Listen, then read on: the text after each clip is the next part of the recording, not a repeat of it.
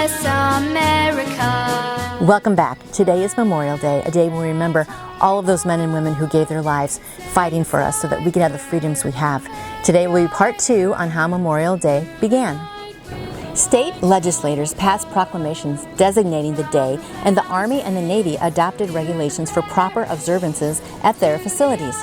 It was not until after World War I, however, that the day was expanded to honor those who have died in all American wars. In 1971, Memorial Day was declared a national holiday by an act of Congress, though it is still often called Decoration Day. It was then also placed on the last Monday in May. Some states have Confederate observances. Many southern states also have their own days for honoring the Confederate dead.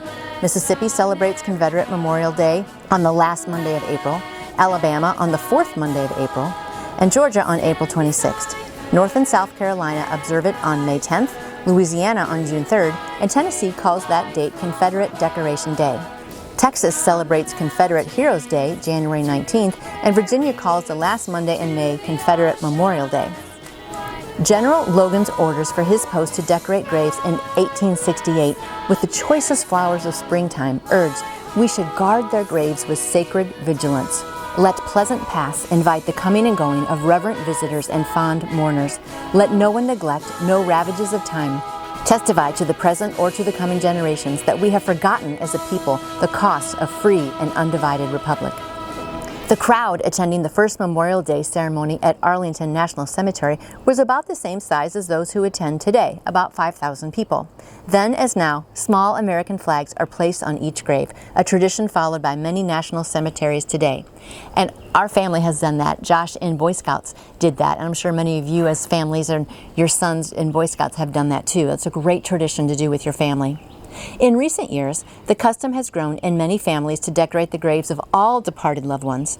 The Athenian leader Pericles offered a tribute to the fallen heroes of the Peloponnesian War over 24 centuries ago that could be applied today to the 1.1 million Americans who have died in the nation's wars.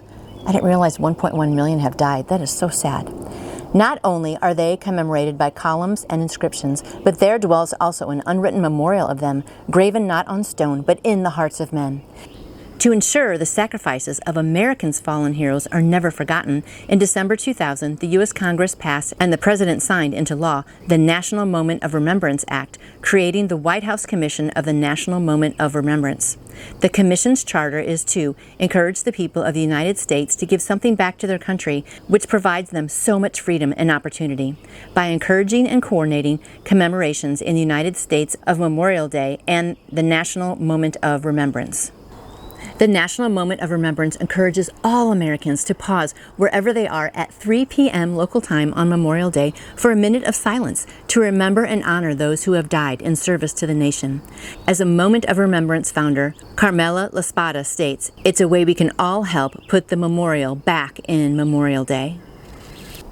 So Mandy and I do hope you have a happy Memorial Day, but most importantly, pause at 3 o'clock to remember those who have given their lives. I mean, without them, we would not have this wonderful country. I know a lot of people slam this country and say it's so bad and they don't have rights and all of that, but I've been to other countries. This is an amazing country. We have lots of rights and lots of freedoms, and I always want to support our military to make sure that we still can be a power of a nation and we can always have our freedoms. That would just be great. And the most important freedom, to worship God.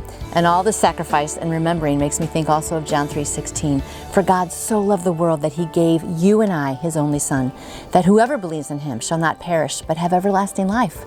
So all of us, even if we end up dying in a war, can go to heaven. And I am so glad for Jesus' sacrifice. Have a good Memorial Day, my friends, and I will see you back here tomorrow. And I would like to answer any question you may have about faith in Jesus. Just email me through my website, nancyjoytoyou.com.